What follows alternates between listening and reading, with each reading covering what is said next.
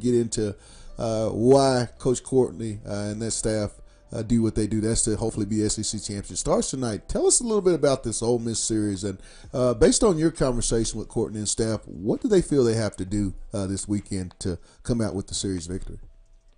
Well, I mean, they got to really keep doing what they're doing to this point, which is pitching well and coming up with some timely hitting. They did drop 2 in a row about a week and a half ago, but they've won 8 straight since then. Not against maybe the top-notch competition, but still against some good competition. But they've been able to get it done. That was the main thing.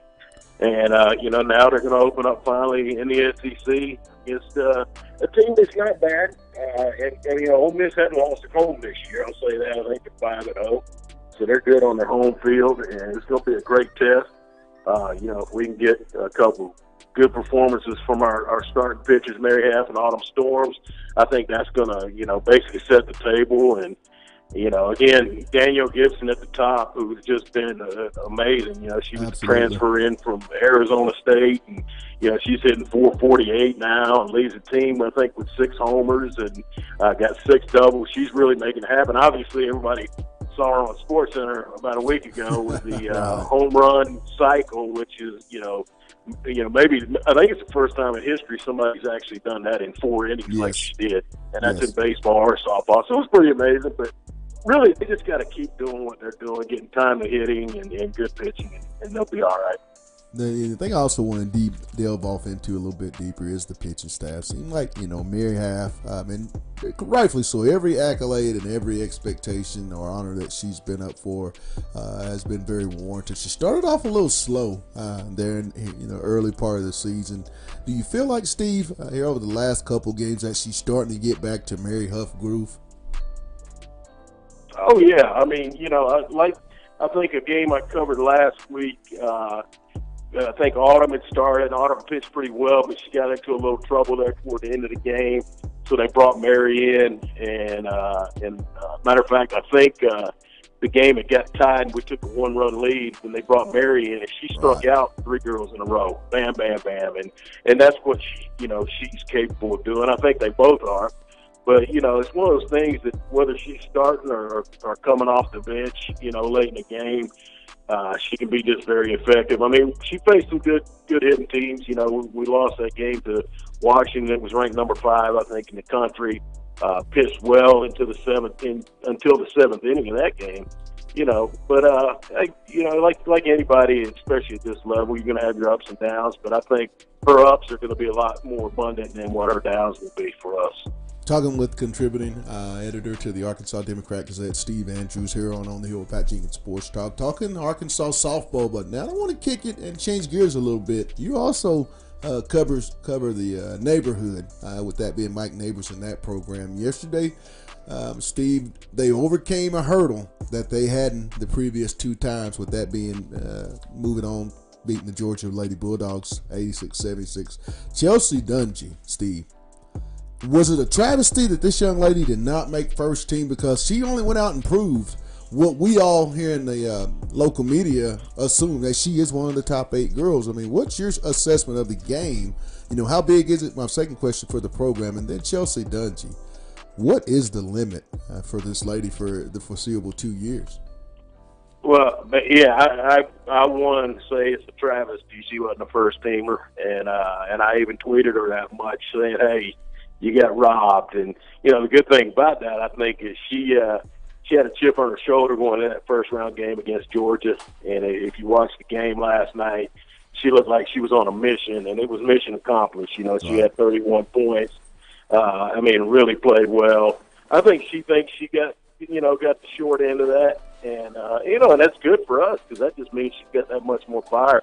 But I'm going to tell you, Pat, I think Kennedy Carter at Texas A&M, who's only a freshman, is probably the best player in the league. She is a special girl. Yes. But I'm going to tell you, the most valuable player for their team is no doubt Chelsea Dungy. I'm saying, if you're going to take a player off any team and how it would affect that team, she's no doubt the most valuable player in the SEC. I've seen every team play at least once this year. Whether it's Bud Walter on TV, and she is that good. And hey, we're going to see it. She's still got 2 more years after this, and she's going to leave here one of the all-time greats of Arkansas women's basketball. There's no doubt in my mind she's that good. Now we were at the ball game last Saturday. Arkansas was able to acknowledge 94 national championship team. But since then, Steve, the U.S. Senate has come out with the naming of Nolan Richardson Court. Now, Steinmetz, Hunter Yurachek, they've also ponied up and put their approval and just the push to get this going. Now that it seems like it's about to come to fruition, how important is that, Steve, for the University of Arkansas going forward, not just for the basketball program, but for this entire university as a whole, by the way they've been viewed so many years by the outside media and, prospective recruits possibly? Yeah, I mean, to me, it's a monumental, thing that needs to be done. It's needed to be done for a while. I started out as a sports writer, young sports writer in the late 80s here at the university. So that's kind of when Nolan was just getting here and getting going. And I was a sports editor for the Traveler, the university's little newspaper. And I used to go to practice pretty much daily. And, anytime I approached Nolan, he treated me with the utmost respect as if he did anybody else. And, I've seen that view of a lot of people. What they see when they look back, they remember the press conference where he got angry, or they remember that he sued the university. And I try to tell people, you need to do some research on the 15 years that led up to that, and maybe you'll understand. Any man that's just painted into a corner and feels like he's been mistreated is gonna kind of lash out at some point. Right, and that's all he did. He's buried the hatchet since then. He shows up at games. He's a big supporter of Arkansas basketball now. And I'm still talking to him every once in a while. He's just a great man. Absolutely. There was an incident when I was in school that I had I don't know if you remember when Ron Erie was here. Right. He was one of our great players there. Well, Ron had gotten into some trouble at one point, some legal trouble, and I think he got suspended, and Nolan had cut him off from the media. And this is when I was writing for a student newspaper. I was friends with Ron, and he was upset that the media wasn't giving him a fair shake. So I told him I'd do a story and give his side of the story, which I did, and let Ron read it. And it ended up the Arkansas Democrat, which the Democrat and the Gazette were two different papers at that point. The Democrat wanted to run it. They gave me a little money, and, of course, a young, poor college kid, I took it. And they ran it. And they ran the story, and I went by Nolan's office that day, and I'll never forget it, and I took it by just to make sure he was good with it. Well, he hadn't seen it yet. So when I showed him the paper and he saw the headline, he got extremely upset. And Nolan was a very intimidating figure, believe me, especially when he's a little man.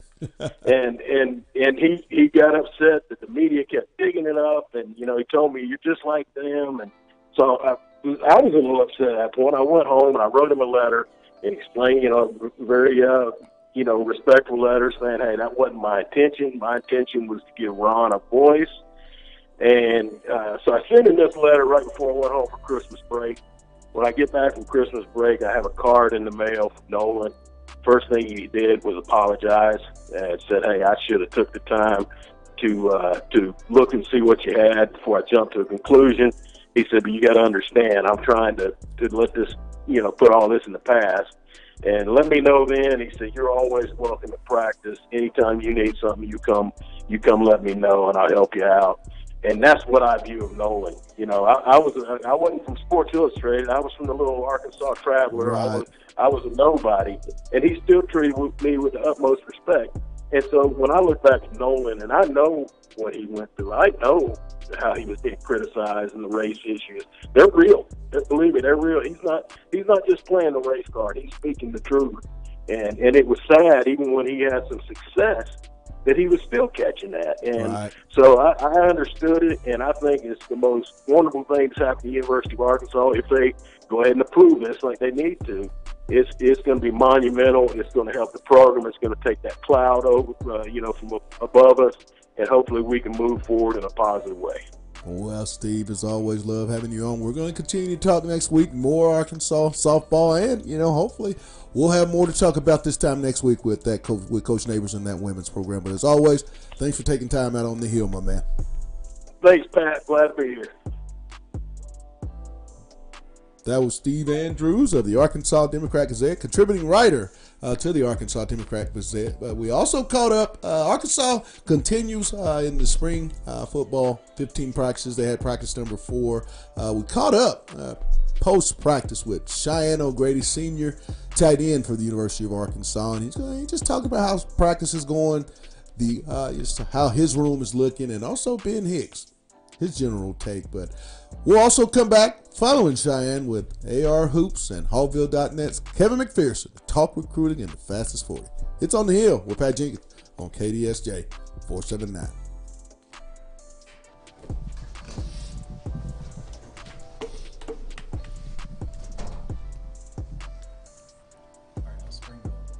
Spring, it's going great. It's great to be back out there.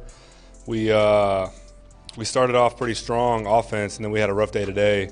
But everybody's starting to get it down. Ben Hicks, he's came in. He actually knows the offense pretty good because he's played under Coach Morris. So he's doing pretty well, as well as John Stephen Jones. Connor Nolan's back in there. Jack Lindsey's even getting some, and Dalton Hyatt. So it's going good. What's different this year? What are you guys really trying to do differently to improve and get better? I think last year people weren't really bought in all the way. Coach Morris, with him coming in, I think people still felt the effects of Coach B and weren't just really on board with what Coach Morris wanted to do. And this year, everybody's starting to get it.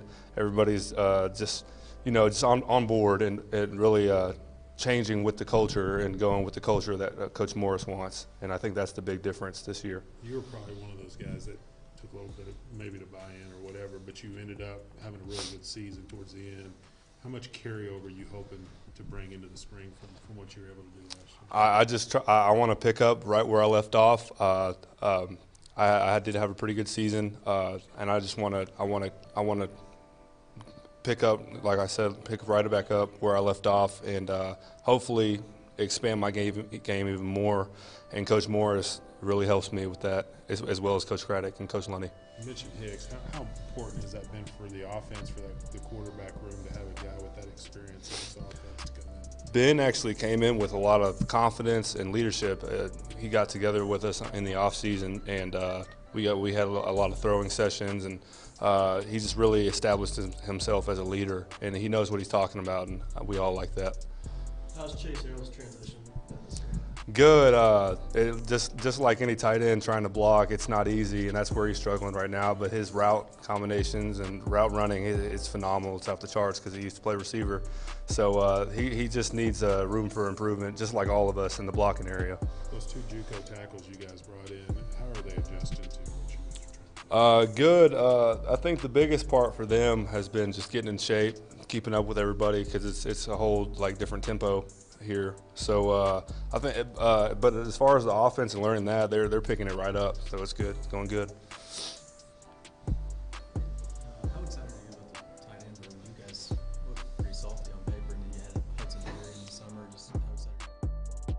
Back. It's On the Hill with Pat Jenkins Sports Talk Radio. It's our March 8th edition, and it's also our A edition of On the Hill, as we like to get you ready each and every Friday for all Arkansas Razorback events. And nothing more bigger in this town on Saturday than the 5 p.m. tip-off. Arkansas will be hosting in its season home-standing finale, the Alabama Crimson Tide. So we want to talk a little fastest 40 in recruiting. What better way to do that than with our good buddy, Kevin McPherson.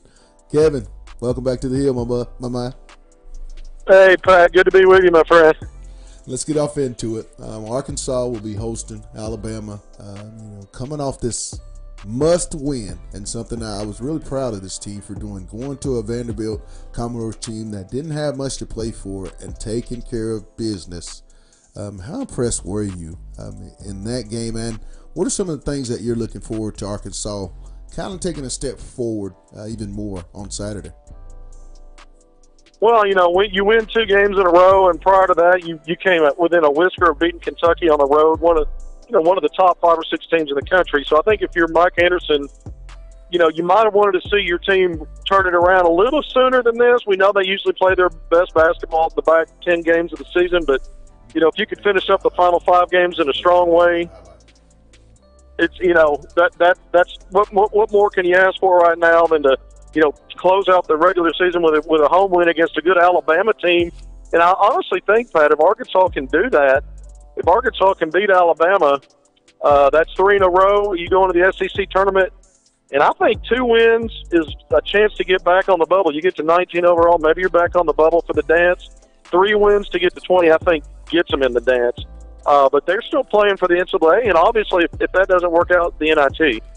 The reason that we continue to have this NCAA talk is because when you really peel back the layers of this Arkansas season, you find out that there's been a lot of close games. Arkansas has been involved in 5 one-point games. They're 3-2 in those games, but also too, there's a lot of 6-point losses, 8-point losses, 4-point losses. And then you look back and even more, and you look at it. So Arkansas went to Texas Tech and lost by, I believe, 2 points to the same team that when Kansas went in there was blown out. So don't you think the committee will look at certain things like that if this team can possibly get on a roll and maybe get to Friday or Saturday in the SEC tournament? Yeah, I think so, because if you really think about it, it's interesting. This team has really only been blown out 3 times. Right. Through 30 games.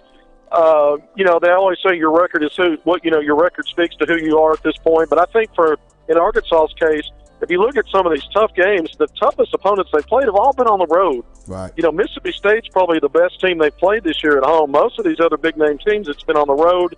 And so I just think that, I think that is part of the positive part of the resume. If you're going to look at some of these losses, Texas Tech was a close loss. Kentucky was a close loss. You go back to Texas, that was a 2-point loss at a neutral site. But and all those are played away from Bud Walton Arena. So I think Arkansas will get some credit for that. I think now, though, they need to show they can win, and they're doing that again. Like I said, beat Bama tomorrow, and then get in that SEC tournament next week and find a way to cobble together a couple of wins. That's going to be a tall order, but you do that, and I think you're squarely back on the bubble, maybe on the right side of it. Very impressed with the way Desi Seals. I know in the beginning of the year, you could kind of sense some uneasiness with the minutes and an amount of playing time that he was getting. But here over the last month or so, Kevin, in particular, this 4 or 5 game stretch, the freshman seems to feel like he's starting to get it. I mean, I've always said I have a liking to him as a Corey Beck, more of the vocal, hard luck guy that's just going to go out and get it done. He's playing some really good basketball, in particular shooting the ball. How big is that? And then also too, the move from Mason Jones to 6th man. How important was that when you start to look at going down the road and having a guy that's coming off the bench to add some scoring punch? Well, I think if you look at Mike Anderson, a lot of times when he shakes up his lineup or goes to a different look, a lot of time it's about getting better defensively to start games. And I think that's what happened when Sills and Gabe Osaboin were both plugged into the starting lineup. I think both of those players have kind of changed the tone and tune and tenor of how the team gets started in games, and then how he works the rotation after that. It looks like these last couple of games that Mason Jones bought into that role. But to your point about Desi Seals, he's so tough defensively. He's a dog, man, both ends. Right. And he gets into you. And I think that sets a tone. And now he's knocking down the 3. Guess what? Isaiah Jones, the leading 3-point shooter by not only makes, but percentage in the SEC, right. 43%. But Desi's climbing.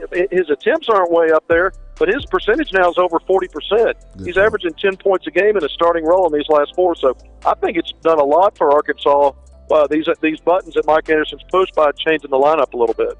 We know that the lineup will take a little hit as we all anticipate. Number 10, DG, will be playing his last home game for the fans in front of the fans at Bud Walton Arena tomorrow.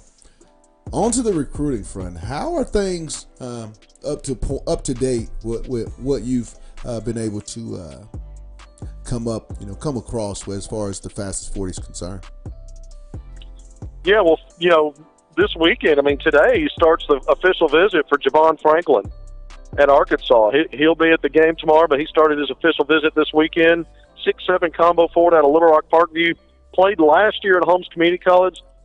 Broke his leg in the first game at Holmes of this season, so he's redshirting. He's going to have 3 years to play 3 on the next level, and he's always had Arkansas at the top of his list. I know Memphis is making a big push for him. Penny Hardaway, he played for him on Team Penny on the EYBL circuit a couple of years ago. But Javon's explosive. He's a freakish athlete. He's always been a good player inside. but he's worked on his handling and shooting skill and have developed his game to the outside. Now you just hope he makes a full recovery from that broken leg. And Right. like I said, official visit to Arkansas this weekend. Chris Moore, the 6'6" combo forward out of West Memphis, is taking an unofficial visit for the Arkansas-Alabama game on Saturday. He took his official visit to Arkansas back in September. He's been on campus for the last 3 years multiple times to attend games and unofficial visits. But we know Arkansas, Memphis is in the picture for him, Ole Miss, Auburn, Iowa State. So Chris Moore from 2020, Javon Franklin from 2019 will be on campus this weekend, Pat. Outside of those two, who are some more guys that we can expect to possibly make official visits, or, Arkansas is really kind of on that wait-and-see approach, maybe for a grade situation or maybe even in the grad transfer market? Yeah, Arkansas really hasn't been heavy on the grad transfers. They did that with Willie Quasi. That's the only one that they've done under Mike in 8 years, or the previous 7 years, and that was really based on emergency with so many players that departed for various reasons after that stellar 2014-15 season. But I think when you start looking at a lot of these JUCOs that Arkansas is looking at, what I keep hearing is that Arkansas has not set up a lot of visits yet. They're really waiting to see when their season ends, and they're working through some of that. But I know they've got several guys on the JUCO level, still some high school guys that they just offered a young man, Sean Stiff, earlier this week. I talked to his coach yesterday. 6'8" JUCO, 255. So just a big guy that can play, hit some shots, face him. It can play with his back to the basket, nimble-footed big, out in California JUCO. But Arkansas is looking at big wings, big guards, and bigs. Hey, as always, my man, love having you on. Have a safe trip up, and I'll catch up with you on press row. But as always, thanks for taking time out on the hill, my man. Thank you, Pat. Good to be with you, and see you tomorrow, my friend. All right. That was Kevin McPherson of AR Hoops and also Hogville.net, and giving us the 411 as to his keys versus Arkansas at Vanderbilt, and also the recruiting skinny that so many fans of this program love to know. But we're going to continue on, and now we're going to talk a little football. It's time to hammer down with Otis Kirk of Hogville.net as well. It's on the hill with Pat Jenkins, but before we get to Otis, we caught up with Sosa again. Sosa moved back inside, and we'll let you hear just how he feels about that move.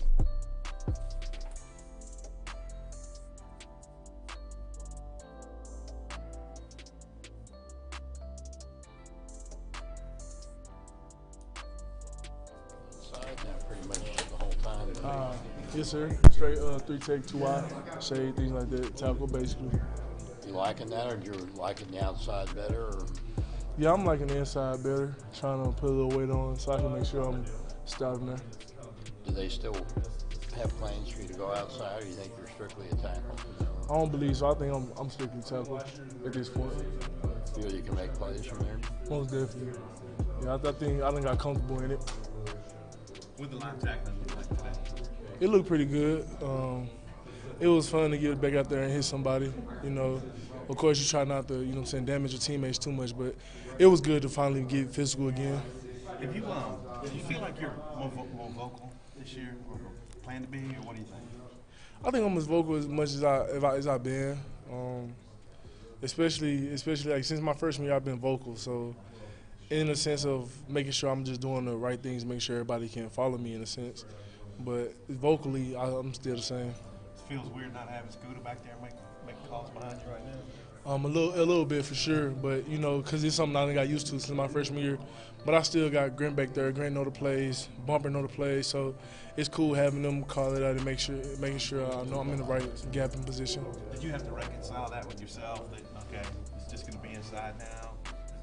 Welcome back. It's our Friday edition. It's our A edition of On the Hill with Pat Jenkins Sports Talk Radio, as we like to get you ready for all things Arkansas Razorback during this upcoming weekend. And Arkansas's football team under Coach Chad Morris is in year 2 of spring football, and they're about to have a major scrimmage tomorrow at 10:30 in Razorback Stadium. So we want to catch up with our good buddy, talk a little football and a little recruiting as well, as they have a big-time recruiting weekend as well. Otis Kirk of Hogville.net. Otis, welcome back to the Hill, my brother. Well, hey, man, thanks for having me. Thanks for having me on here. I always appreciate it, Pat. Practice has just begun. They're about to go into practice number 5 tomorrow morning. Otis, what have you seen in the previous practices that's kind of stuck out to you up to this point?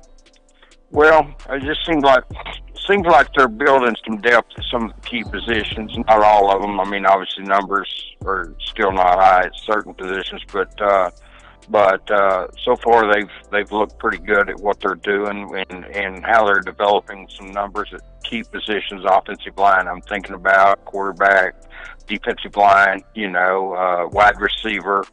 And obviously they've still got more additions coming in the summer, but no, I think they're going about it the right way, and it's a slow process, but it's one that you just got to roll up your sleeves and go to work, and that's what they've done. There's really, you can get lucky maybe on a shortcut here or there, but really there's not any shortcuts. It's just recruit, retain, develop, and develop, and that's the key.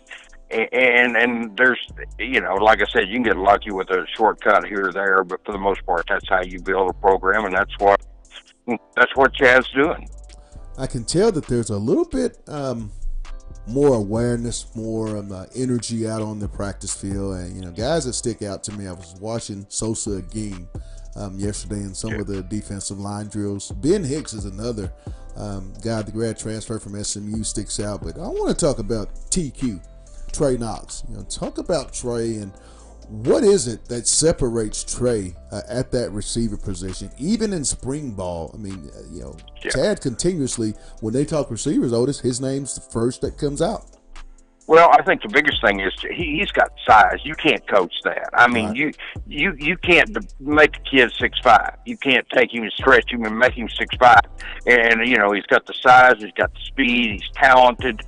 But, you get a kid that's 6'5", 218 pounds, or whatever he is, opposed to a kid that's 5'10", 180 pounds. That's a big difference. Hold on. Julius. Sorry, the mailman just walked up, and Julius is objecting to it. But no, it's just he's just got the God-given size and ability that you just don't see very often. You think of guys like Randy Moss and people like that, and I'm not saying Trey will ever be as good as Randy Moss, don't know. But, he's got the size and speed and talent that obviously just separates him from a normal wide receiver. And that's kind of a position that they're recruiting, and you got, two more kids coming in this summer, or 3, counting John David White. You've got, Traylon Burks, you've got TQ Jackson. So, yeah, they're going to just keep building it, and it's just amazing what they're doing there. Which leads me into my next question. You mentioned all those guys are freshmen that are going to be coming in, which, in the first true year of evaluation for Coach Mo and staff, they were able to get a top 20 class. Tomorrow, they're going to have a big time elite prospect day. We've all been anticipating here in the media. Talk about some of the guys that'll be making their way to Fayetteville, and who are some, if you had 4 or 5 that you're really going to keep an eye on as possible commitments, who would those guys be? Yeah, well, one is Isaiah Jacobs, Josh Jacobs' little brother from Owasso. Another one is Martavius French from Memphis Whitehaven, a linebacker. By the way, Jacobs is a running back. Brendan Frazier is a tight end from McKinney North that I really like. In the state, I think Catrell Wallace from Bryant is one of the best players in the state, and I think he's probably very close to committing. And then Colin James, the running back at Dumas, who I think is the #1 player in the state in that class. And, he hasn't been offered yet, but I think he will be tomorrow, and I think there's probably a good chance if he doesn't. And I don't know when I say commit that these kids will actually do it. But I think basically within the next few days, sometimes kids want to go home and think on it, sleep on it, talk to their parents, talk to their coaches, and so they don't all do it right then. But I think he's one that could. But those are some of the kids. I just think there's a bunch of them here that's coming in, that's got a chance to really make a difference in the future at Arkansas. And there's some good talent. Man, it's loaded tomorrow, Pat. It's loaded. Right. Talking with Otis Kirk of Hogville.net, does all of the football recruiting and covering of the Arkansas football program for Hogville.net. But I want to talk about a topic, Otis, I know you're real familiar with and have a strong opinion on, with that being Nolan Richardson's name being added onto the court from a local media that's covered this program, even back on into the Nolan days. How big was this, not only for the basketball program, but for the university as a whole going forward? Well, I think it's something that's past due, but we can sit there and talk about, well, it should have been done, should have been. But the bottom line was it wasn't done. But at least they're getting it done now. So it's one of those deals where it's past due, obviously. But I just think that the U of A as a whole needs to do a better job of honoring former coaches, some former players. I mean, I look at guys like Darren McFadden, Hunter Henry, DJ Williams, guys that won the Mackey Award, runner-up for the Heisman twice with Darren. And I mean, Nolan Richardson, obviously. I mean, right. You got to have statues. You got to have name on the court. Something should have been done. I mean, this guy won the national championship. He won the national championship 25 years ago, and yet there's no statue, there's no name on the court, and we can get into all the politics involved with how it ended. That's neither here nor there. The bottom line is you judge a coach on what he did on the court, and that guy took Arkansas to a level that it hadn't been before, and it hasn't been since. And I think that's when you look at that path, that's kind of like Darren McFadden. What he did wasn't done before. No one's been runner-up for the Heisman twice. Hadn't been done since. See, that's what things I look at is things that you can't just honor everybody that does something great. You've got to the things that really jump out to you. And when I look at somebody that's done something that's never been done before and hasn't been done since, and it's been a long time since they were here, it's time to get some honors going on over there for these people. And I think this. Great for Nolan. Great guy, man. And I mean, the people that didn't like him, there's some obvious, some of them are racist. Some of them don't know him. Some of them don't understand. They're just they're looking at it from afar. But if anybody knows Nolan, I think it's hard to really object to this. I don't know how you can if you know the guy. I mean, he went through a lot when he first came here, and he continued and went on, and not just managed to go on. As I said, he did something never been done before and never been done since, and that's very impressive to me. All right, well, Otis, as always, my man, I'll catch up with you tomorrow at the game and also at the scrimmage. Demetrius or myself will be there, but we love having you on, and we'll catch up next week. But thanks for taking time, man. Thanks for asking me. All right. That was Otis Kirk of Hogville.net, and that's going to be the A, as we like to bring you each and every thing, a lot of topics. This Nolan Richardson topic. Before I get out of here, real quick, I want to bring on my co-host and Demetrius. And when you hear things, if you got an opinion from Kevin McPherson, you got an opinion from Steve Andrews, also to an opinion from Otis Kirk about Nolan Richardson. These are all guys in the media that's, they understand, just what he meant to Arkansas. What does that do for you to hear those type of thoughts? Really, it's great to hear other people speak on him, but for me, it really doesn't do much because I know the legacy, and the impact that he's had on the African American culture. And when you see guys that have that Martin Luther King effect, that Eddie Robinson effect, I think you always have to find a place to make them a legend within the area that they really succeeded in. And I firmly believe Arkansas wouldn't be what the University of Arkansas is without Nolan Richardson. I think you don't maybe possibly get the Darren McFadden. You wouldn't possibly never get the Hunter Henrys.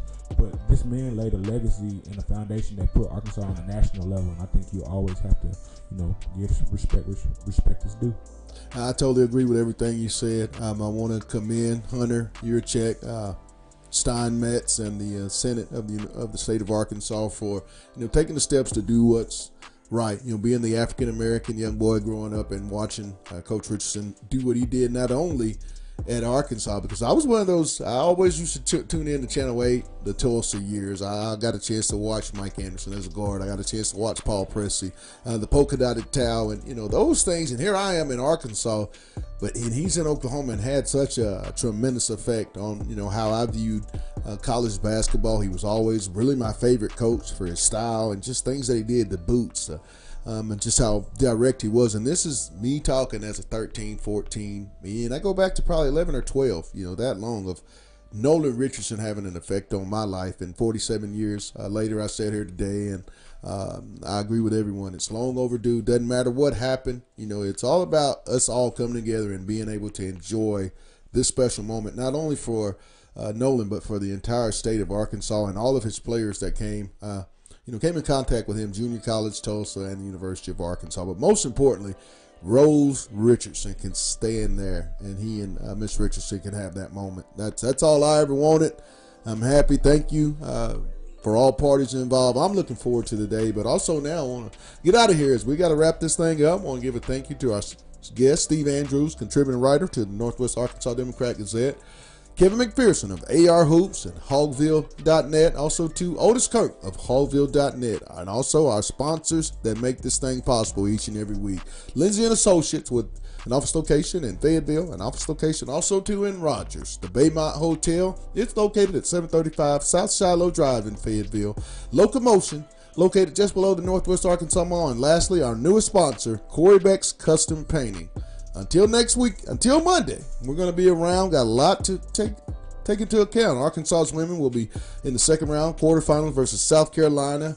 The baseball team will be at home in Baum Walker Stadium starting 3 p.m. to take on Louisiana Tech Bulldogs. Softball's on the road at Ole Miss. There's just so much going on, but we can handle it here on OTH.